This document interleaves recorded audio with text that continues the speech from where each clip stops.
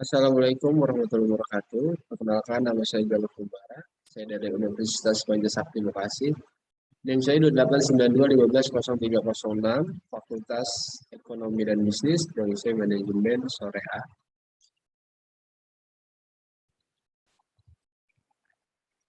Pada kesempatan kali ini saya akan memberikan tugas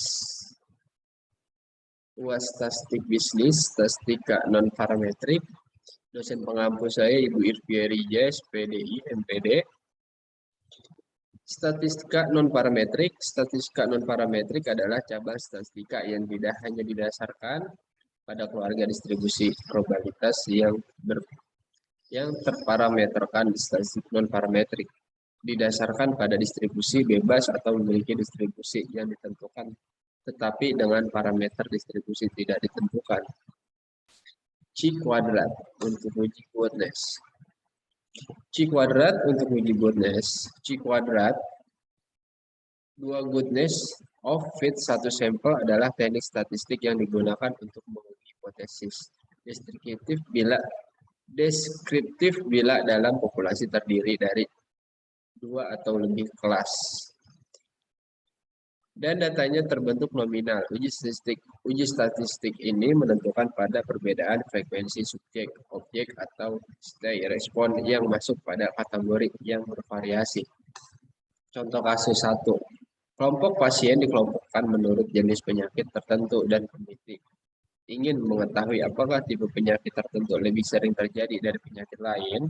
Kedua, anak-anak dikategorikan menurut jenis permainan dan meneliti ingin mengetahui apakah jenis permainan berbeda dalam frekuensi. Dan ketiga, masyarakat dapat dikategorikan menurut respon terhadap sesuatu, apakah lebih senang, sama saja, atau menolak. Dan penelitian ingin mengetahui apakah respon masyarakat berbeda dalam frekuensi. Metodenya, metode uji Q-square, 2 goodness of fit satu sampel untuk membandingkan frekuensi observasi dengan frekuensi ekspektasi. Kita harus terlebih dahulu menentukan frekuensi ekspektasi. Hipotesis HO menyatakan proporsi objek yang masuk pada setiap kategori yang diasumsikan terjadi pada populasi. Hipotesis HO dapat diuji dengan statistik berikut, di mana OI sama dengan frekuensi observasi pada kategori ke-1.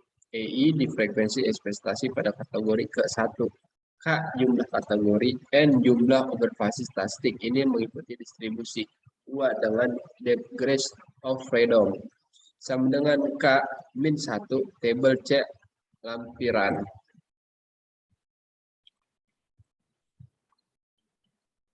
Contoh, kasus 2, kategori suatu organisasi ingin mengetahui apakah wanita mempunyai peluang yang sama dengan pria untuk menjadi kepala desa di desa A.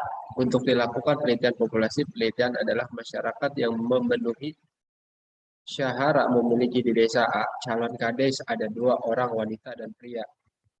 Sambil diambil secara random sebanyak 300 orang. Ternyata dari sampel tersebut 200 orang memiliki calon kades pria dan 100 orang memiliki calon kades wanita. Lakukan pengujian apakah ada perbedaan frekuensi observasi dalam frekuensi ekspektasi dengan taraf nyata 5%. Tentukan statistik uji. Uji sequence 2 goodness of fit satu sampel alternatif. Pilihan OI, EI, OI plus min EI, OI plus EI 2, OI plus EI 2, EI pria 67 wanita, 67 jumlah 33, jadi 200 BS sama dengan 33,33. Tentukan kriteria keputusan jika 20 BS 2 DF tolak HO keputusan 20 BS sama dengan 33,33 DF sama dengan K min 1 sama dengan 2 min 1 sama dengan 1 per sama dengan 0,05. 2 DF sama dengan 3,84 BHTBC pada NO. Jadi tolak HO masyarakat di desa A cenderung memiliki pria sebagai kades Saran kelompok wanita sebaiknya tidak mencalonkan diri sebagai calon kades. Uji kelarasan. Uji kelarasan HO data sampel berasal dari suatu populasi distribusi seragam. H1 data sampel bukan dari suatu populasi berdistribusi seragam. Statistik uji. Bisa kita lihat di samping saya.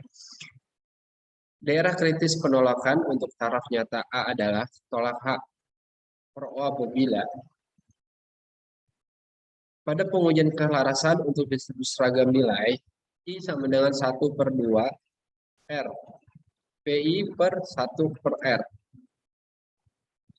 Uji kelarasan. Contoh nilai suatu kuliah statistik dalam suatu semester adalah nilai A, B, C, D, E, F 14, 18, 32, 20, 16. Ujian pada taraf nyata 0/05 bahwa distribusi nilai tersebut adalah seragam. Uji kelarasan, penyelesaian, perumusan hipotesis. H+0 distribusi nilai suatu kuliah statistik distribusi seragam. Distribusi nilai suatu kuliah statistik tidak berdistribusi seragam. Statistik uji. Daerah kritis, penolakan untuk taraf nyata. A. Dan ketiga, G kuadrat untuk uji normalitas. Pengertian. Uji normalitas adalah sebuah ujian dilakukan dengan tujuan untuk menilai sebaran data pada sebuah kelompok data atau variabel. Apakah sebaran data tersebut distribusi normal atau tidak? Uji normalitas berguna untuk menentukan data yang telah dikumpulkan berdistribusi normal atau diambil dari populasi normal. Metode klasik dalam pengujian normalitas suatu data tidak begitu rumit berdasarkan pengambalan empiris beberapa pakar statistik dan yang banyaknya lebih dari 30 angka N 30 maka sudah dapat diasumsikan berdistribusi normal, biasanya dikatakan sebagai sampel besar. Metodenya, metode Chi kuadrat atau X2 untuk uji goodness of fit distribusi normal menggunakan pendekatan penjumlahan penyimpanan data berbasis tiap kelas dengan nilai yang diharapkan. Uji Chi-square seringkali digunakan oleh para peneliti sebagai alat uji normalitas. Rumus uji normalitas dengan Chi-square.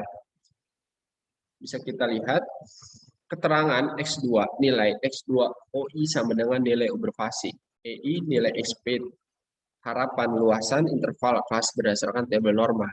Dikalikan total frekuensi fix N banyaknya angka pada data total frekuensi. Komponen penyusunan rumus tersebut di atas didapatkan berdasarkan pada hasil transformasi. Data distribusi frekuensi yang akan diuji normalitasnya sebagai berikut. Metodenya. No batas interval kelas Z sama dengan pangkat XI tambah X PI OI. E pangkat I, tanda kurung P pangkat I, XN, nomor, tabel pembantu uji normalitas keterangan. X pangkat I batas tidak nyata interval kelas. Z sama dengan transformasi dari angka batas interval kelas ke notasi pada distribusi. Normal. P pangkat I, luas populasi kurva normal tiap interval kelas berdasarkan tabel normal. O pangkat I sama dengan nilai observasi. E pangkat I, nilai expanded dan harapan luasan interval kelas berdasarkan tabel normal, dikalikan N, total frekuensi PXN. Syarat uji Chi-square dalam uji normalitas. Persyaratan metode Chi-square, uji goodness of fit distribusi normal, A, data tersusun berkelompok atau dikelompokkan dalam tabel distribusi frekuensi. B, cocok untuk data dengan banyaknya angka besar, N. C, setiap sel harus terisi yang kurang dari 5 digabungkan. Contoh,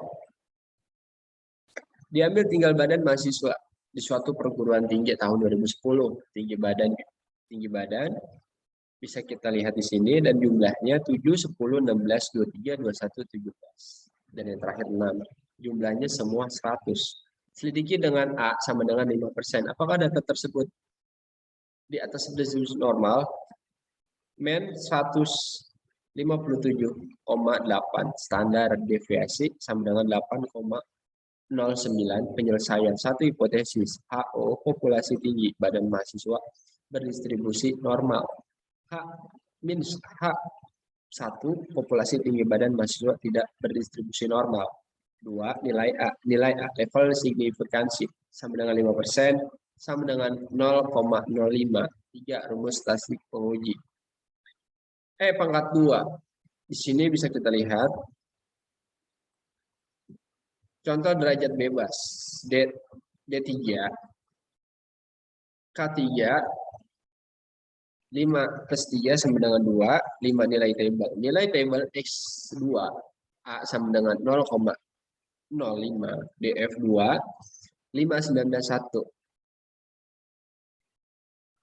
6 daerah penolakan menggunakan gambar.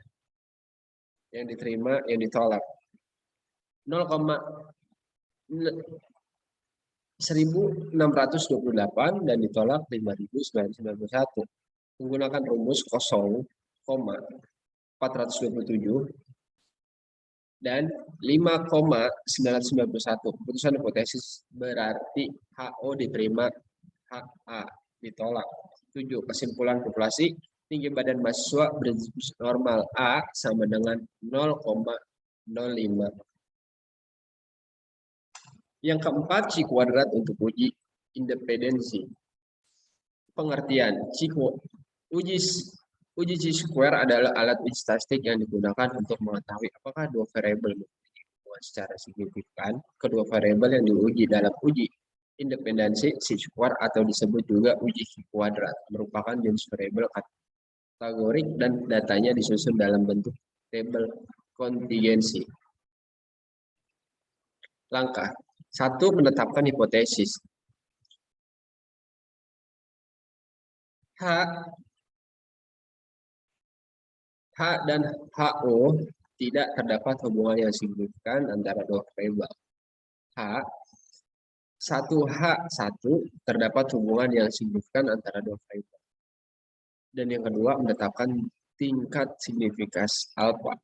Tingkat signifikansi yang digunakan biasanya adalah 5% alfa teks 0,52 sama dengan 0,05 atau disebutkan juga tingkat kepercayaan yang digunakan adalah 95%. Dan yang ketiga, melakukan pengujian statistik. Proses pengujian independensi C square menggunakan tabel kontingensi. Yang keempat, menentukan titik kritis. Uji independensi C square didasarkan pada distribusi peluang statistik, yaitu distribusi C kuadrat C square. 5. Pengembalian keputusan. Keputusan hasil pengujian adalah tolak. HO. Contoh uji sequence square. Kecamatan A ingin mengetahui apakah terdapat mengetahui antara tingkat pendidikan penduduk dengan perilaku hidup bersih dan sehat PHBS. Untuk itu dilakukan survei terhadap penduduk, mengetahui tingkat pendidikan dan perilaku hidup bersih dan sehat. Hasil yang diperoleh adalah dalam bentuk tabel kontingensi sebagai berikut. PHBS rendah, PHBS tinggi, jumlah SMP, SMA, sarjana, jumlah. Bisa kita lihat di sini angkanya dan jumlahnya. Uji square statistik, apakah tingkat pendidikan mempengaruhi perilaku hidup bersih dan sehat penduduk secara signifikan? Gunakan tingkat signifikansi sebesar alfa teks 0,5, A sama dengan 0,5. Penyelesaian. Langkah-langkah penyelesaian menggunakan uji sequence C square adalah sebagai berikut. Hipotesis yang digunakan, tidak terdapat hubungan yang signifikan antara tingkat pendidikan dan perilaku hidup bersih dan sehat. Teks H1H1 terdapat hubungan yang signifikan antara tingkat pendidikan dan perilaku hidup bersih dan sehat. 1. Tingkat signifikan yang digunakan adalah alfa. Teks 0,5 A sama dengan 0,05. 2. Pengujian statistik dengan uji sequence C square. Hitung uji EJ terlebih dahulu, yaitu bisa kita lihat di sini sama-sama. Penyelesaian. Agar memudahkan proses penghitungan, maka nilai C hitung 2 kali hitung 2 hitungan dengan menggunakan tabel berikut. Bisa sama-sama kita lihat di sini. Semuanya dari OIJ, EIJ, OIJ, min EIJ, OIJ min EIJ pangkat 2, OI pangkat 2, EIJ. Dari tabel penghitungan diperoleh nilai C kuadrat hitung 2 sama dengan 19. X hitung Y2 sama dengan 19,03. Dan itulah tugas dari saya. Kurang lebihnya mohon maaf jika ada kesalahan. Assalamualaikum warahmatullahi wabarakatuh.